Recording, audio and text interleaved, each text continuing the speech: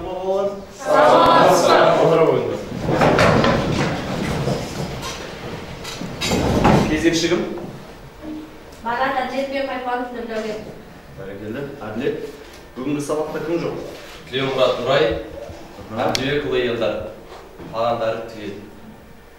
Жарайды, жақсы. Рахмет, отыра қойыңдар.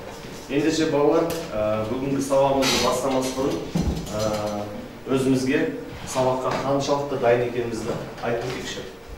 Нұрлан, сен бүгінгі сабаққа дайынсың ба? Иә, дайынмын. Бәрекелді. Үйге берілген тапсырмаларды орындап, дайын отырмыз. Ендеше сабағымызды бастамай тұрып, біз сабақтың жоспарымен таныс болайық. Ол үшін дәптерлеріңді аша қойыңдар, бүгінгі күн ретін жаза қойыңдар. Бүгін бізде 18 ақпан. 18 ақпан. Жазып қойдық қой, ендеше бүгінгі сабағымыздың жоспарымен таныс болайық. Сабағымыз мынандай бөлімдерден тұрады екен. Бірінші ұйымдастыру кезеңі, екінші үй тапсырмасы, үшінші жаңа сабақ, төртінші есептер шығару, бесінші жаңа сабақты бекіту, алтыншы рефлексия және жетінші үйге тапсырма бөлімінен тұрады. Ендеше біз сабағымызға дайын болсақ, алдымен бірінші топқа бөлініп алайық. Ол үшін менің алдымдағы қатырма қағазда физикалық шамалар берілген. Әр оқушы кел бір физикалық шамадан таңдаймыз. Келе ойындар.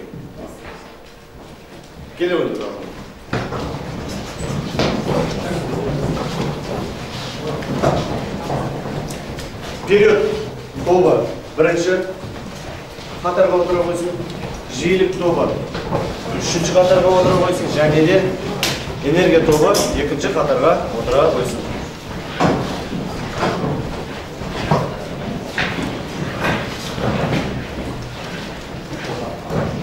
Жарайды. Ендеше топқа бөлініп болса, топ басшысының өз араларында сайлап қойыңдар. Бірінші топ бізде жиілік тобы болды. Период тобы, период тобы топ басшыды кімдір сайлаймыз? Жанна сайлайды екенбіз. Рахмет, Жанна. Сіздер энергия тобы болдыңыздар ғой. Энергия тобында топ басшысы кім екен бізде? Ердәулет. Жайшыбек Ердәулет. Өте жақсы. Және бізде үшінші топ жиілік тобы. Арыстанбек Нұрсейіт бізде топ басшысы болып сайланды. Ендеше олай болса, сендердің топ басшыларына мен қатырма қағаз қайтарамын. Бұл бағалау парағы немесе рефлексияда болады. Жақсы. Ала қойыңдар. Біз топқа бөлініп болсақ, енді біздің тобымыздың атының өзі бізде физика пәніне байланысты болып тұр. Дұрыс па оқушылар? Сендердің топтарың? Тербеліс периоды. Сендер осы тербеліс периоды туралы не білесіз? Жиілік тобы, арай деген қыз қойын деп отыр.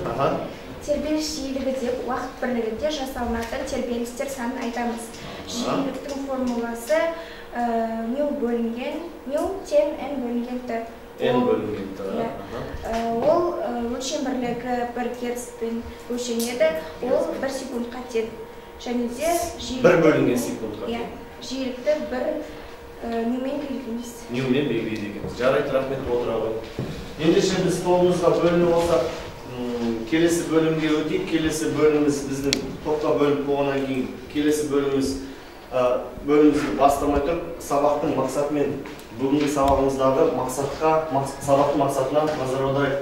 Ол үшін бері қараймыз оқушылар. Бүгінгі сабағымыздың мақсаты әртүрлі тербелген жүйедегі тербелістің пайда болу есептерін түсіндіру, себептерін түсіндіру, математикалық маятниктер тербелісі периодының әртүрлі параметрге тәуелділігін зерттеу. Бұл сабағымыздың мақсаты екен. Енді үй тапсырмасы. Үйге берілген тапсырма қандай еді, құрметті оқушылар? Бізде үшінші жаттығудың төртінші есебі және төртінші және бесінші есебі және қандай мақсатымен таныс болайық. Бүгінгі сабаққа біз мынандай мақсаттар қойып отырмыз. Әртүрлі тербелмелі жүйедегі тербелістің пайда болу себептерін түсіндіру, маятниктердің тербелісі периодының әртүрлі параметрге тәуелділігін зерттеу болып табылады екен. Мақсатымызбен танысып алдық. Енді келесі бөлімге өтейік. Келесі бөлім бізде үй тапсырмасы. Кешегі күнде бізде қандай тапсырма берілмеді үйге?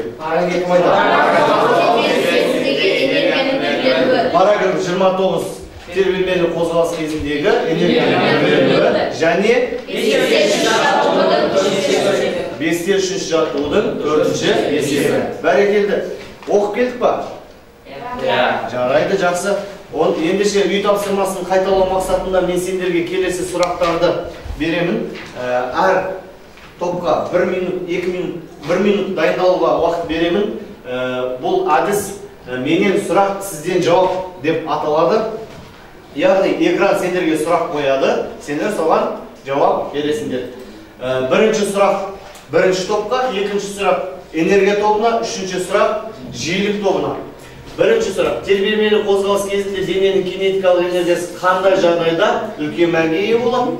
Екінші топта энергия тобына серпеге бекітілген дененің потенциалдық энергиясы қандай жағдайда ең үлкен мәнге ие болады? Және де үшінші топқа жиілік тобына тербеліп тұрған дене траекториясының кез келген нүктесіндегі толық энергия қандай болады, немесе неге тең болады екен. Дайындал болыңдар, 1 минут уақыт беремін.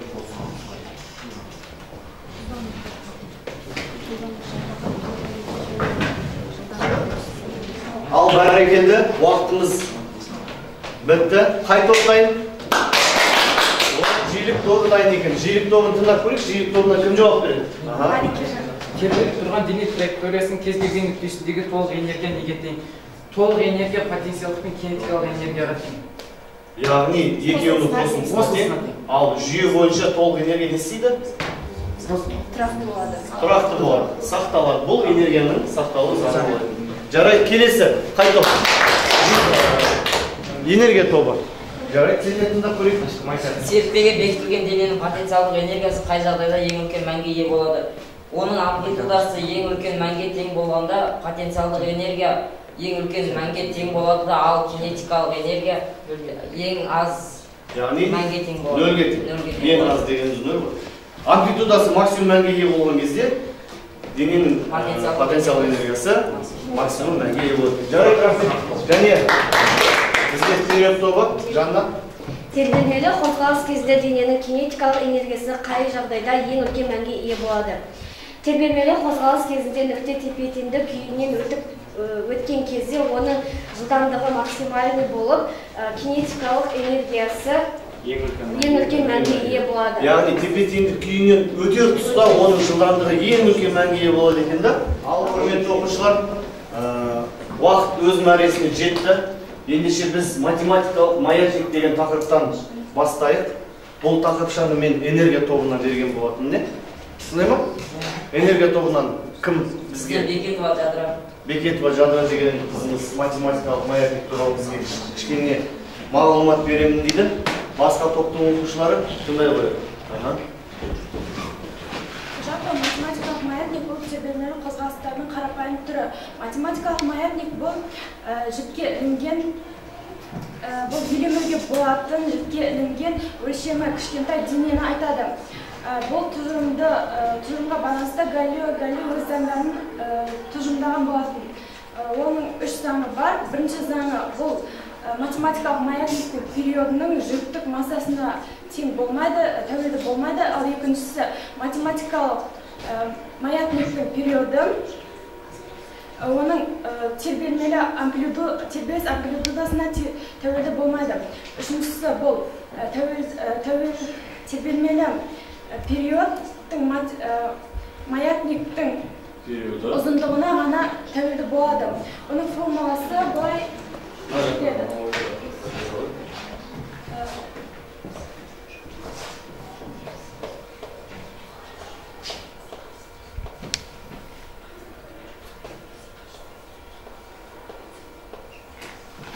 бұндағы L бұл математикалық маятниктің ұзындығы, G болса 2/3. Сонда біздің математикалық маятнигіміздің тербеліс периоды Т тең 2π бөлінген LG. Бұл жердегі Т дегеніміз математикалық маятниктің периоды, L дегеніміз математикалық маятниктің ұзындығы, ал G дегеніміз 2/3. Сонда маятниктің периоды қандай шамаларға тәуелді болып тұр, құрметті оқушылар?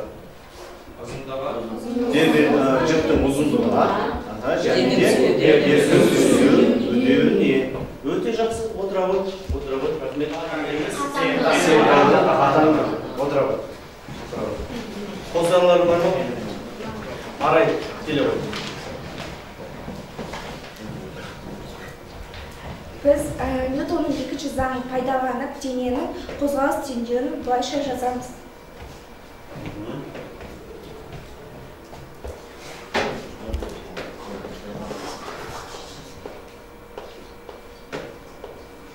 Бұдан мындай формула түзеді.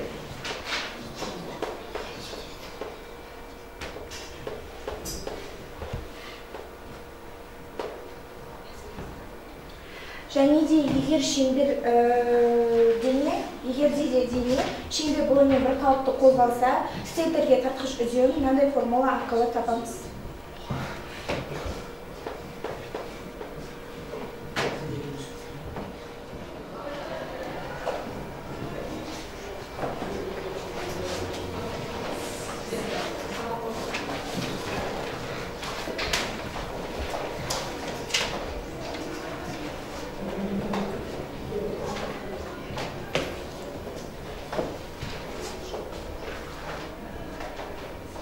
Рефлексия деп аталады. Мен сендердің алдарыңа қатырма қағаздар таратқан болатынмын. Бұл рефлексияда не істейміз? Біз бұл рефлексияда пирамиданы толтырайық. Алдарында пирамида берген, сол пирамиданың әр бөлімінде арнаулы сұрақтар бар. Сол сұраққа жауап жазып, есімімізді жазып, сол параққа жабыстырып, маған өткізіп кетейік. Жақсы ғой. Жаза қойыңдар. Бүгінгі сабаққа дейін келесі сұрақтар еді бізде. Сіз көбірек білгіңіз келген нәрсе, сіз бұрыннан білетін нәрсе, және де сіз үйренген нәрсе. Толтыра қойыңдар.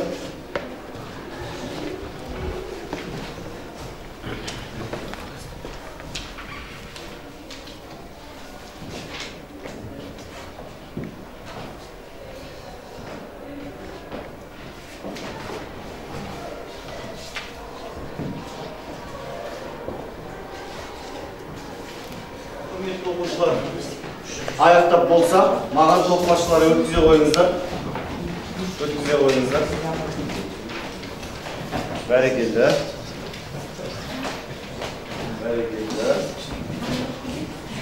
Және де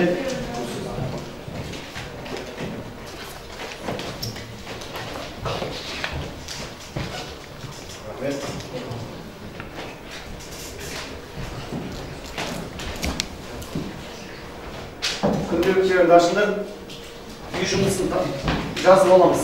Үйге параграф 30 математикалық және серіппелі маятниктердің тербелістері, және де 5-те 4-ші шақыру 4-ші есеп. Күнделікке жазып аламыз.